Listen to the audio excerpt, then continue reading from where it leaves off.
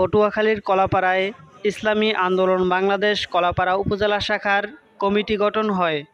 উক্ত কমিটিতে সভাপতি হিসাবে নির্বাচিত হয়েছেন আলহাজ মুফতি হাবিবুর রহমান হাওলাদার সাহেব। সিনিয়র সহ-সভাপতি হিসাবে নির্বাচিত হন মাওলানা মোহাম্মদ মোস্তাফিজুর রহমান।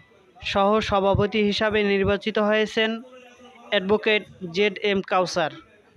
সহ-সভাপতি হিসাবে নির্বাচিত হন মৌলভী মোহাম্মদ মাহবুবুর রহমান।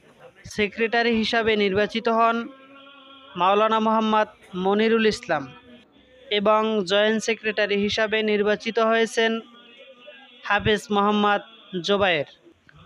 সভাপতি, সহসভাপতি এবং সেক্রেটারিকে শপথ গ্রহণ করিয়েছেন হাওলাদার মোহাম্মদ সেলিম মিয়া। সভাপতি, ইসলামী আন্দোলন বাংলাদেশ পটুয়াখালী জেলা শাখা। শপথ গ্রহণের পরে দোয়া এবং মোনাজাতের মাধ্যমে উক্ত অনুষ্ঠানটি সমাপ্তি ঘোষণা করা হয়।